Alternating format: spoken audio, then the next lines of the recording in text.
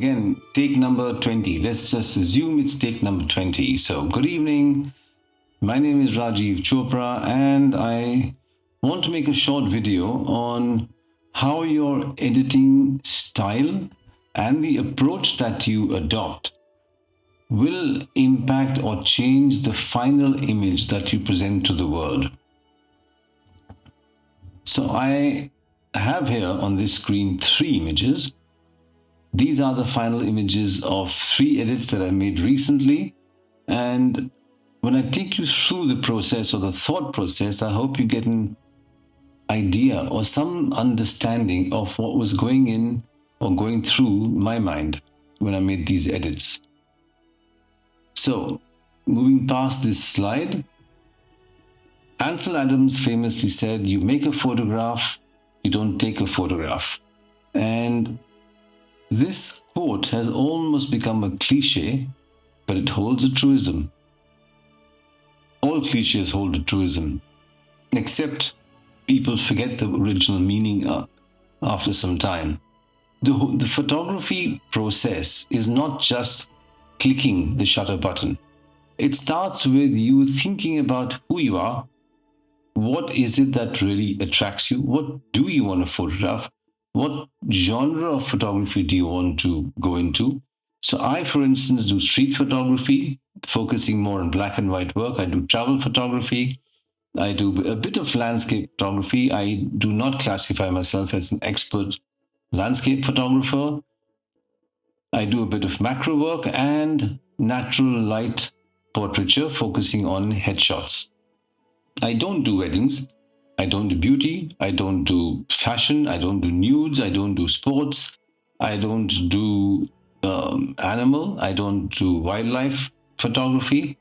These are all special, let's say, these genres are specialized genres in their own right, and they require a lot of work and a lot of study.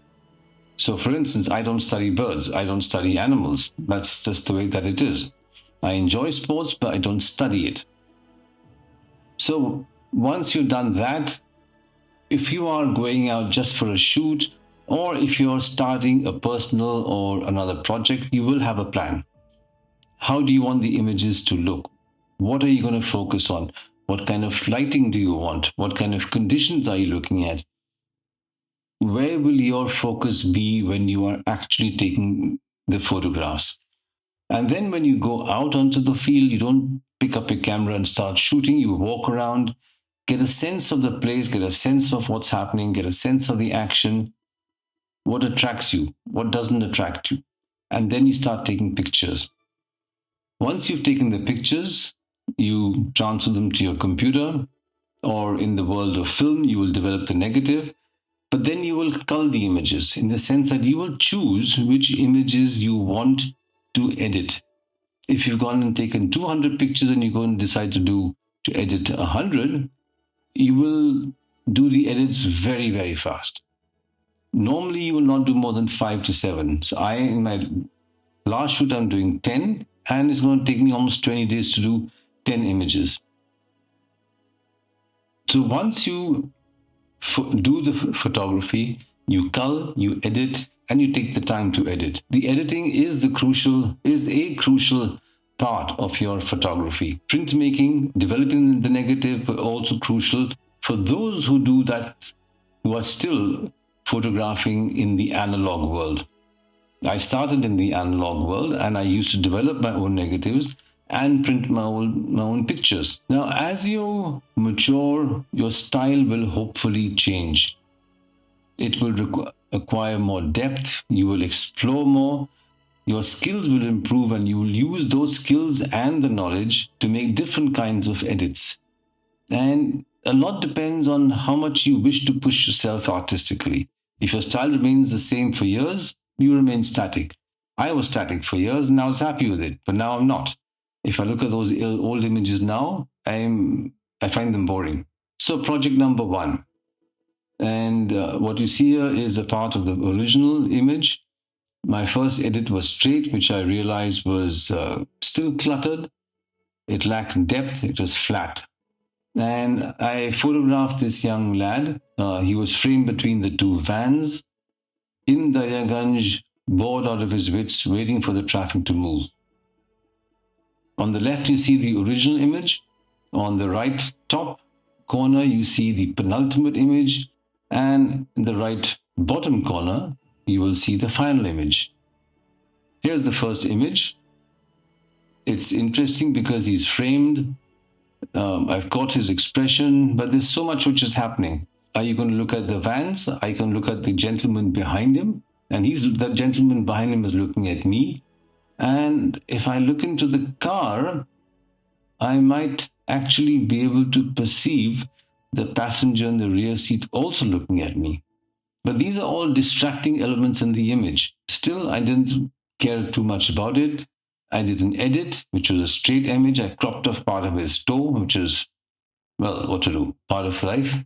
And it's still cluttered. Your eye still bounces around the place, and it still doesn't know where to stop. So I went back to my black and white roots, and I created this image. Better, because I have brightened that young lad, so your eye focuses on him, but still not good enough. Now, when I examine some of my images, my recent images that I shot at night, I found myself liking the dark, high contrasty feel. Now, if your image has a lot of blacks, it doesn't do so well on social media because the size of your telephone is small, but it can do well in a print. So I adopted that approach and I made this image. So I darkened both the sides of the vans, and you can still make out the vans, but now your eye focuses on the young lad. The man behind him now becomes a part of the support cast. He no longer competes with the hero, and to me this is a much more satisfying image. Project number 2. I photographed these cars, probably waiting for the scrapyard at a place that I call the graveyard of the cars. It's not really a graveyard, but anyway, it's a place near my mother's house. And as I passed this place while going to meet her, I used to keep seeing these cars. Now, several years ago, I photographed the rust patterns on cars because the abstract designs or the abstract patterns and the colors on the rust is beautiful. Maybe I'm prejudiced. I am a metallurgical engineer, and I specialize in corrosion, so this sort of stuff attracts me. The image moved from the one on the left to the one on the right. Now, this is the original image. As you can see, it's got nothing about it that's particularly interesting. Your eyes will move from left to right, to the wheel, to the dirty metalloid or metal surface on the door, but there's nothing. So I decided to focus your eyes on just a part of the car, and the curved shape of the wheel, the curved shape of, whatever that's called above the wheel is a lot more interesting than this image. And now we go to project number 3, which is the garland of leaves. Again, the one on the left was the original and the one on the right is the final one. Here, I didn't look at the shape. I didn't pay attention to the shape when I photographed it, but the contrast between the leaves with life, the green leaves with life, and the dead leaves was striking. But again, your eye just moves all over the place. And finally, I created this image, bringing out the shape of the leaves and removing a lot of the distracting twigs on the bonnet of the car and on the window of the car. I did that. Even though other parts of the car are bright, your eye still focuses on the leaves, which have a short sort of garland or wreath-like aspect to them. So it's almost like the wreath to a dead car. So that's the images, and I hope that's given you a tiny peek into my thought process, and I will make a couple of videos later taking you through my editing process. In case you want to get in touch, these are my contact details. The website will be up in the next 10 days. The image on the left here, this colorful jazzy image, is not an AI image. I bought an image, or I bought a photograph of flowers in a vase from a stock site, and I created this using specific template that I again bought from somebody. Like I said, keep experimenting. You never know what you're going to end up with. I used to use the Nikon D810. I still use it for macro work and for portraiture. I still use my Nikon D200 for digital pinhole photography. But my go-to cameras these days are the Fujifilm X100V and the Fujifilm X-T4.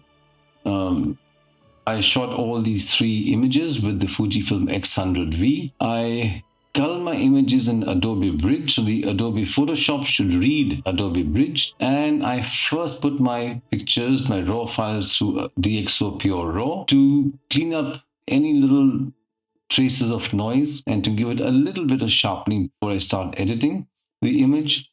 I edited the images